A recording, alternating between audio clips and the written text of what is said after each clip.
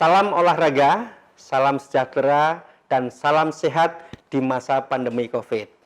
Mahasiswa yang saya banggakan, generasi emas masa depan, saat ini kita dihadapkan pada masa pandemi COVID yang menuntut kita harus kerja cerdas dan menyenangkan. Pada kesempatan yang berbahagia ini dalam rangka pembinaan soft skill mahasiswa, di tahun 2020 kami telah menerima beberapa pertanyaan yang diajukan dari para mahasiswa tercinta. Satu persatu nanti akan saya jawab secara jelas. Untuk soal yang pertama, Assalamualaikum, selamat pagi Bapak.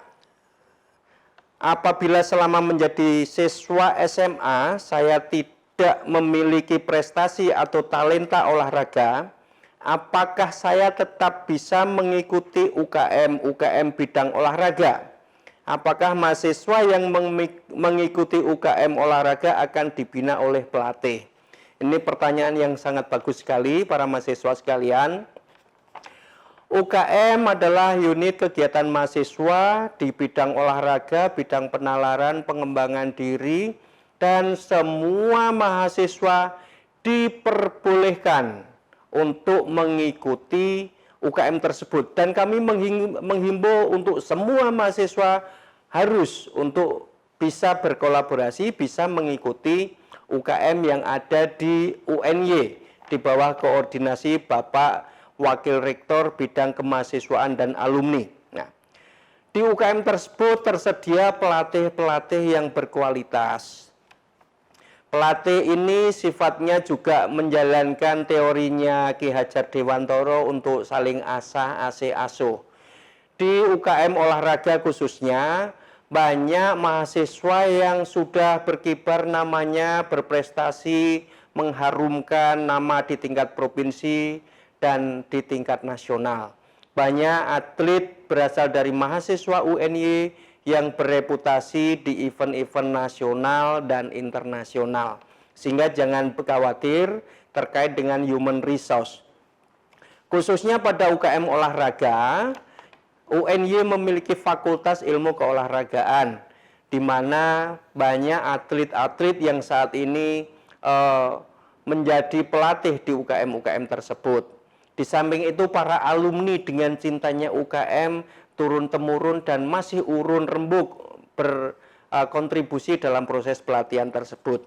Tidak ada masalah Mas dengan ini, dan olahraga ini menjadi salah satu kecerdasan yang perlu kita apresiasi, sehingga kita tidak terbatas pada kecerdasan pada bidang akademik saja, kecerdasan linguistik, kecerdasan matematik, kecerdasan kinestetik. Olahraga salah satu kecerdasan kinestetik.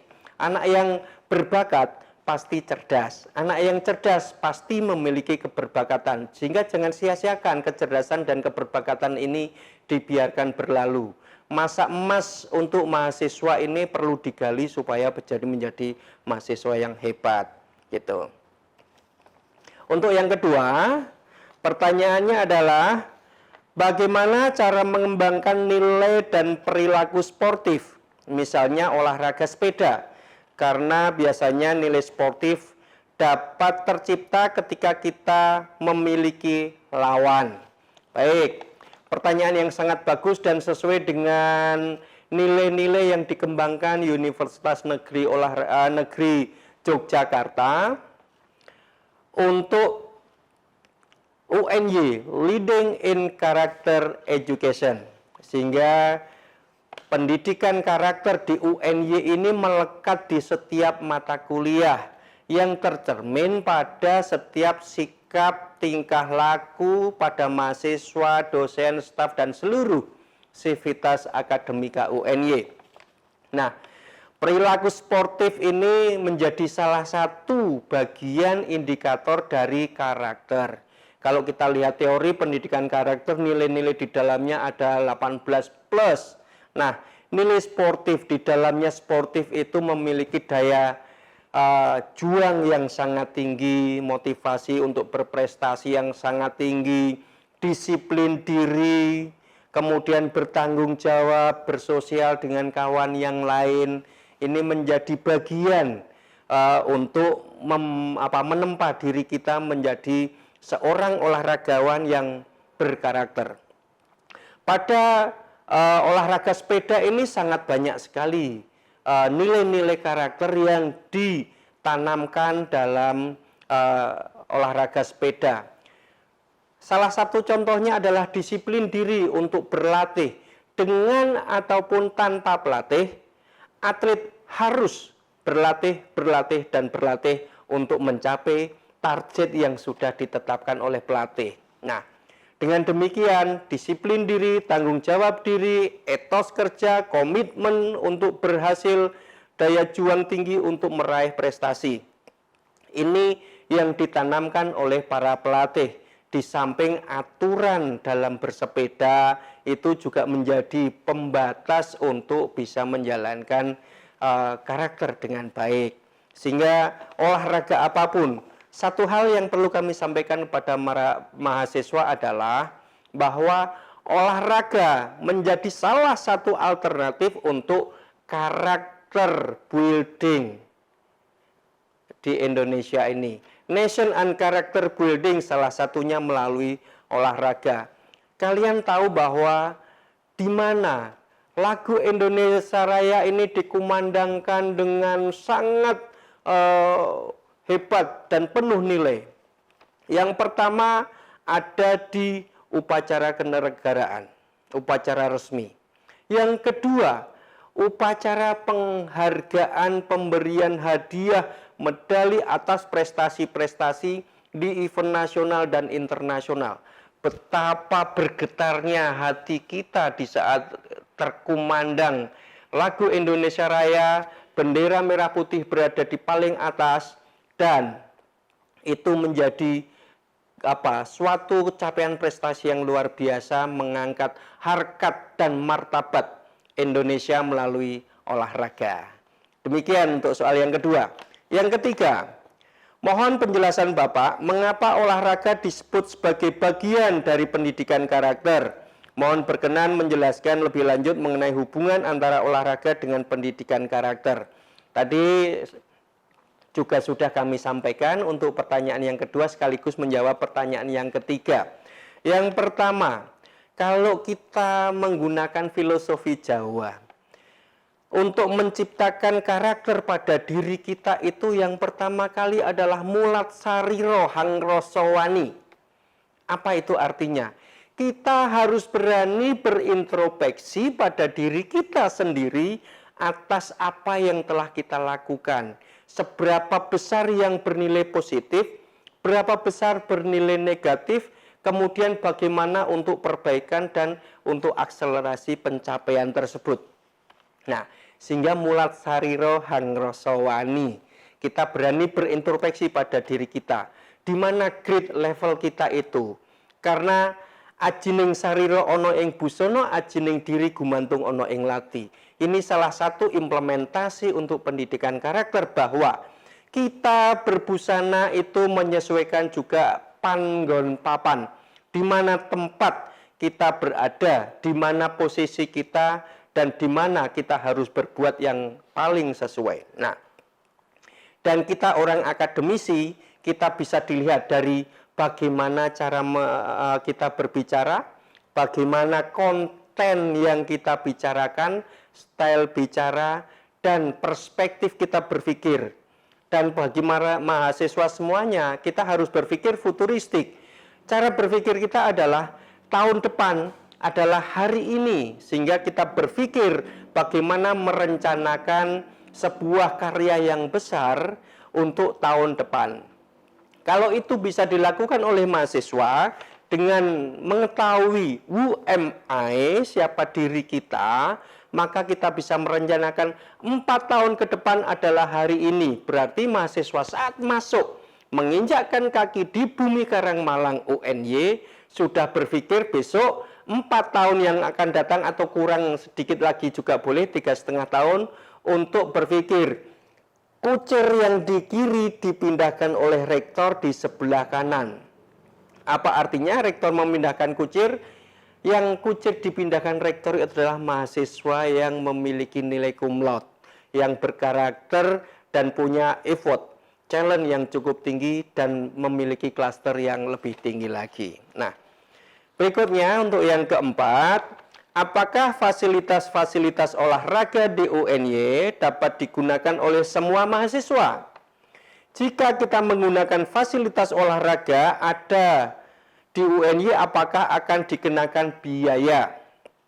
Dan apa yang diperlukan atau dipersiapkan untuk mengikuti UKM olahraga? Oke, ini pertanyaan satu tapi levelnya 3. Ada 3 pertanyaan besar yang di dalamnya. Nah, fasilitas bisa digunakan oleh seluruh sivitas akademika, tidak hanya mahasiswa. Bapak Ibu staf juga bisa menggunakan. Nah, tinggal kita bisa kita pilih. Karena fasilitas ini kita tahu ada yang perlu high cost untuk maintenance, ada yang low cost untuk maintenance. Kalau kita lihat bahwa di UNY memiliki public space yang cukup banyak.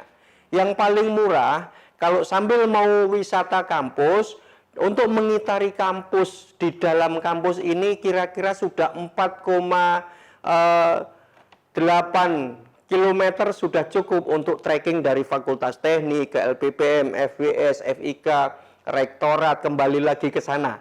Ini yang paling murah untuk jogging. Mau putar Rektorat itu untuk berapa kali itu sudah bisa digunakan untuk tes kebugaran. Fasilitas yang lain ada sepak bola, stadion bertaraf internasional, ada jogging track, bisa digunakan dengan prosedur untuk mengajukan permohonan karena ada manajemen khusus yang mengatur di sana. Kolam renang, fitness center, HSC untuk terapi massage silahkan digunakan, gitu. Dengan beberapa persyaratan dan prosedur, kita mengikuti prosedur sehingga kita menghargai kepada para Bapak Ibu pengelola yang sudah memberikan SOP dan kita taat asas. Kalau mau menggunakan indoor gym, yang kita gunakan untuk perkuliahan ada, yang kita gunakan untuk publik juga ada. Dan kita saat ini punya outdoor gym yang ada di Taman Olahraga Masyarakat, Taman Randu Alas sebelah selatan, gedung perpustakaan UNY. Itu outdoor gym bisa digunakan, welcome. Memang itu Taman Olahraga Masyarakat dilengkapi dengan outdoor gym. Itu sangat bagus sekali untuk sambil olahraga, sambil rekreasi, tetap sehat dan bugar. Nah, kemudian untuk fasilitas soal biaya tadi ada yang free, ada yang juga mengikuti prosedur yang ada. Saya yakin ada untuk mahasiswa itu sangat special price. Nah, sehingga no problem.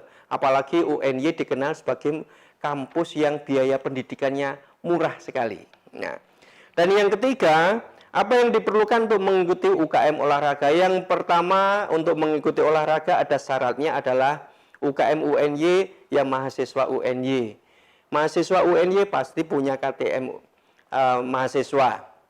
Nah, kemudian mahasiswa jangan lupa dengan capaian prestasi akademik, karena di semester keempat juga akan dievaluasi. Kalau terdegradasi situ nanti KTM-nya juga bisa bermasalah kan gitu. Untuk itu prestasi akademik oke, prestasi olahraga juga oke, tetap sehat dan bisa berpikir cerdas. Nah, yang kedua, punya motivasi, jangan ikut-ikutan sama orang lain. Sehingga pesan saya, kalau sudah punya niat yang bagus untuk mengejar sesuatu, jangan tanggung-tanggung. Ya, cari tuntasnya di mana. Untuk ikut UKM sepak bola, tuntasnya treknya sampai mana? UKM bela diri, taekwondo, karate, pencaksilat, tuntasnya sampai mana? Ada satu cerita mahasiswa dari Fakultas Bahasa, kalau tidak salah bahasa Jerman. Dia saat masuk kuliah tidak punya basic bela diri, 0 basic bela diri. Kemudian ikut UKM pencaksilat, latihan intensif, kemudian lewat pintu POMDA, seleksi Pekan Olahraga Mahasiswa, tembus dapat tiket untuk POMNAS dan terpilih untuk POM ASEAN. Nah, ini prestasi dan cabang olahraga yang lain juga punya potensi yang semacam itu. Oke. Soal yang berikutnya kelima, pertanyaannya, apakah dalam UKM bidang olahraga ini juga memberikan fasilitas untuk mahasiswa yang berkebutuhan khusus? Iya. UKM ini diperuntukkan tidak hanya untuk mahasiswa yang memiliki postur tubuh dan organ yang komplit, yang normal. Dan UNY juga memfasilitasi mahasiswa yang berkebutuhan khusus untuk masuk menjadi mahasiswa tidak di prodi pendidikan luar biasa, tapi ada juga di Fakultas Ilmu Keolahragaan dan di fakultas yang lain. Nah, di Fakultas Ilmu Keolahragaan itu ada atlet yang masuk dan malah kemarin juara untuk level nasional dan mengikuti event internasional dari cabang badminton gitu. Nah, saya kira semua punya peluang dan kesempatan yang sama. Kalau kita lihat di luar itu track fasilitasi untuk difabel itu sudah disiapkan oleh pihak universitas. Sehingga sarana prasarana sangat mendukung. Nah, berikutnya ada pertanyaan dalam mencapai sebuah prestasi di bidang olahraga kita memerlukan banyak faktor. Namun di antara faktor tersebut manakah yang harus dimiliki agar seseorang dapat meraih prestasi di bidang olahraga dan bagaimana cara mendapatkannya? Oke. Ada beberapa yang harus disiapkan dulu. Yang pertama kali komitmen diri. Komitmen diri ini bagian dari soft skill yang perlu kita gali.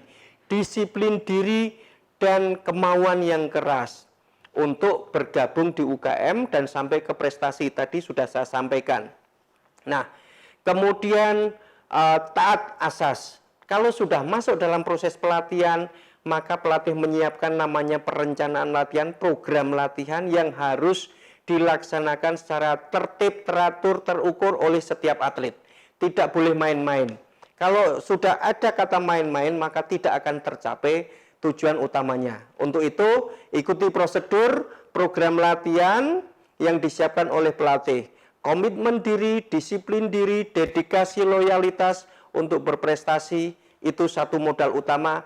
Artinya kamu sudah bisa mengalahkan diri kamu sendiri dengan kemalasan, egois, dan yang lainnya, maka bisa untuk mencapai prestasi yang lebih baik lagi.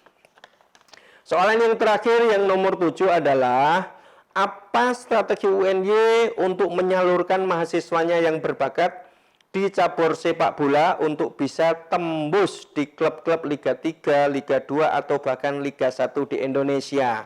Ya, bagus. Ini pertanyaan yang sangat futuristik dengan sistem rekrutmen. Saat ini UNY ada beberapa jalur, ada yang jalur senam PTN, SM, SBMPTN, dan jalur prestasi unggul. Kami sampaikan pada mahasiswa semuanya, wisuda yang akan datang ini wisuda yang istimewa di masa pandemi COVID, dan di dalam peserta wisuda itu ada 10 mahasiswa atlet sepak bola yang tergabung di Timnas U19 eranya Evan Dimas dan lain-lain. Di dalamnya ada saudara Yanto Basna yang saat ini juga kemarin kuliah khusus, kuliah daring dari Thailand. Dia ikut klub di Thailand.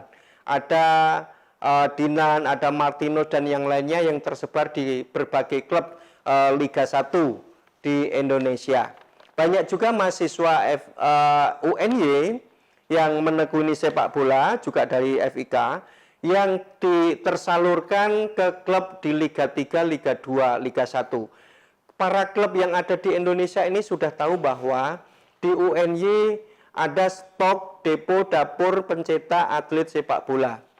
Ada satu kelas khusus di kepelatihan yang mencetak berisi semua atlet sepak bola. Ada juga yang dari luar program studi itu. Banyak kita melakukan kolaborasi, kerjasama dengan PSSI, kerjasama dengan para pelatih, dan bahkan mahasiswa sekalian. Lapangan stadion atletik sepak bola UNY ini sangat diminati oleh tim-tim yang ada di Indonesia, baik itu Liga 3, 2, 1, dan antri untuk menggunakan. Kenapa? Karena fasilitasnya terintegrasi. Ada lapangan sepak bola, jogging track, lapangan fitness dekat, terapi massage dekat, kolam renang dekat, dan fasilitas itu terintegrasi di dalam kampus. Sehingga tidak ada kesulitan. Kalau kamu adalah orang yang berprestasi, maka talent ID dari semua klub sudah mengarah ke sini. Maka lakukan yang terbaik, latihan yang terbaik, maksimalkan, berprestasi unggul. Saya kira demikian dari 7 pertanyaan kami uraikan, dan semoga kalian adalah generasi emas masa depan membawa bendera UNY menuju juara. Terima kasih, salam olahraga, jaya.